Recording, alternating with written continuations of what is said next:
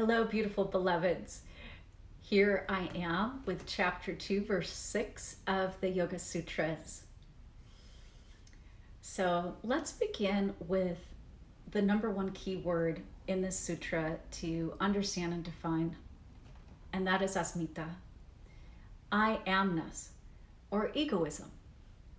And before we go into the formal translations of this sutra, let me make it real and practical for you. So, I've never been caught up with ageism. Not at any point. I have other challenges, but that's not one of them.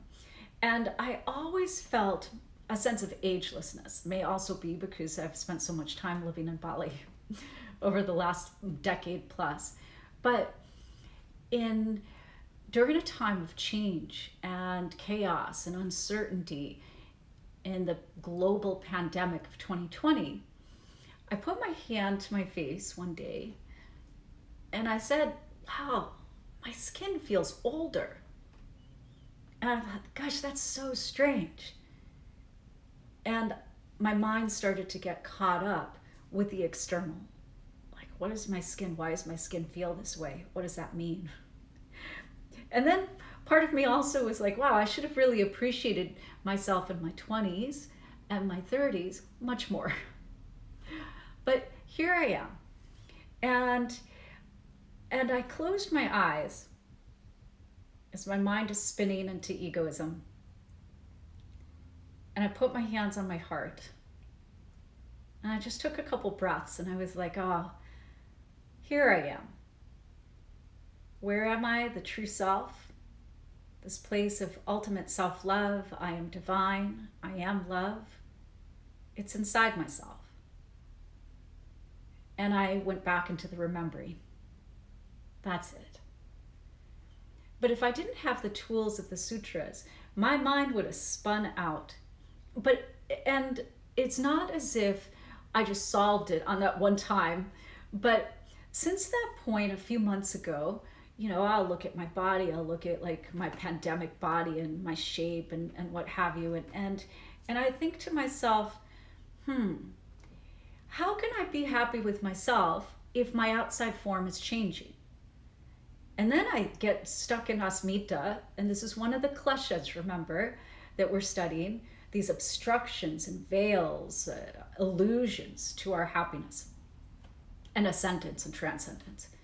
And I think, well, not only how can I be happy with myself through the aging process, but how can you respect me?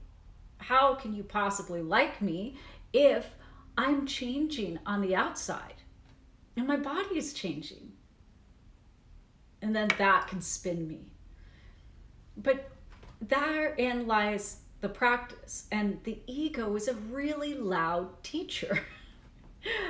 And so be it. But who I love, when I love myself, is unchanging. No matter what society tells me about my age, and no matter how many likes I get on Instagram, who I love when I love myself, that is unchanging. It is true.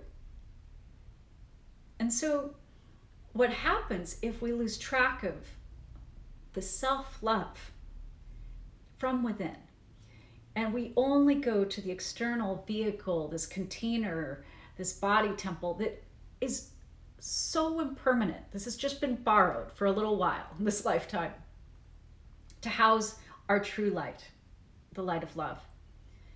If we get caught up with all the outside stuff, and physical form is just one thing.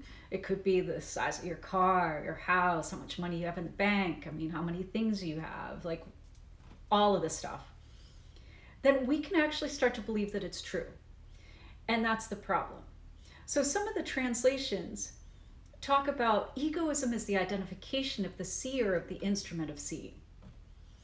Egoism is the identification as if it were the power of the seer with that of the instrument, the mind. Or I love when Ashala Joy Devi writes, when undue trust is placed in the individual self, asmita, it is confused with the divine self, right? So the question I ask you is, what eyes are you seeing from? If you are in the little self, the ego self, the I amness, then your mind, as it changes its thoughts about yourself, then you might actually believe the false identifications.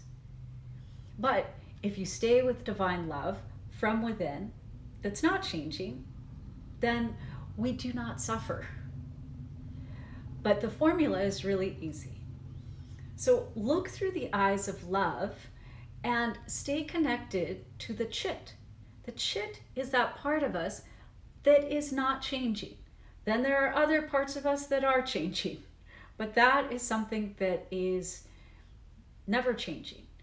And if you identify with all the changing stuff of the mind and fluctuations, then you suffer. And who wants that? So the eyes of love is how I think of it. Look out from the eyes of love and look in with the eyes of love, both directions. And never mind how other people look at you, you can't control that anyway. The other point I want to make about this sutra is related to habits. So as we go along, our environment is constantly changing, but we start to take certain actions, and those actions kind of build grooves like railroad tracks, right? Because we tend to take the same actions of our mind, mental pathways, same actions of our body. And we may even, if we're surrounded by messaging from family of origin, from our friends, from society, over and over and over, we start to believe the opinions. And we think that those are real about ourselves and our worth, rather than the inside. And remembering that we are the light of love, and that's the true self from within. So this sutra reminds us to be really cognizant of our habits, and that if you want to thrive and prosper, don't get caught up in these habits that other people are forcing upon you, and that you can change at any single point, right? And you can change back to go within through self-awareness. It's always the same. The path inwards is self-awareness. Otherwise, we could get very self-centered, not in the healthy ego, but in egoism, needing to have our worth confirmed by the outside.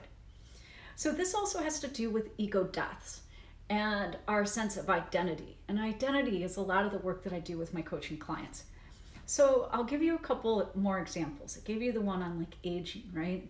But another example is, here I am in the corporate world, super successful. I'm a global warrioress in the corporate life that I had, and I'm thriving. It's amazing. I loved it.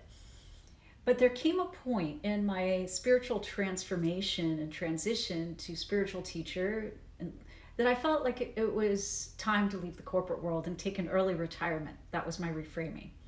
But until that point, I had a business card that said I was a very important person, that I was amazing, that I was smart, that I'm accomplished, that I'm hugely successful. That was all on a little business card. And then when I left my last really glamorous corporate position, I went through this ego death, letting go of that identity to make way for the evolution of a new growth, and not getting attached to the ego. The ego would say, no, stay here, stay here. And it was not just me that at first had a struggle, because I'm like, well, who am I? This card told me who I was, and now I don't know. And it was also friends and people around me, that if I'm not this very important person on a card, well, then what value do I have? Because that card designated in the story that I allowed myself to receive that I was only as important as the name on my card. If I didn't have that, and now I'm going to be a yoga teacher, my ego felt like a little battered and bruised, because other people looked at me very differently. Final example. I was married, and therefore I had an identity married, and I had an identity wife. Now, with those two, again, I don't know your conditioning, but my conditioning, the stories, the habits of the mind, were that this is the gold ring. That the whole time that I was like going to university, studying hard to get a great job, was also about finding the partner, getting married, and then having the house and the kids, and that was success. So here I am, I'm on track, I'm doing it right. And then I'm no longer married, and I'm no longer a wife, and I lose those identities. And so again, my ego is like crushed. It's like, well, who are you? As I go through spiritual amnesia. And it's this moment in time where not only do I think I have more value as wife and married, but now I'm not those things. Do I have less value? And then my neighbors looking around looked at me different. You know, I was one of them. Everyone in my neighborhood married, and now I'm the one that's not the same. So it was difficult for them to reconcile that as well, because there's so much ego that we allow to get in the way of our happiness through the opinions of others, through our own opinions of the stories that we have, the habits of the mind. So just think about how you could apply this to your life and how you could deepen your relationship with yourself through yoga, because that is what this practice is about, so that you can tap in and stay true to yourself and always stay true to the love that you have in your heart for who you really are, no matter what else is going on around you or the opinions that other people have. So this has been chapter 2, verse 6 of the Yoga Sutras. I hope that it has been of benefit to you. Feel free to comment and down below, and I'm happy to answer any questions you have in DMs as well. But in the meantime, may you love yourself, love your day, and love your life. Peace, everybody.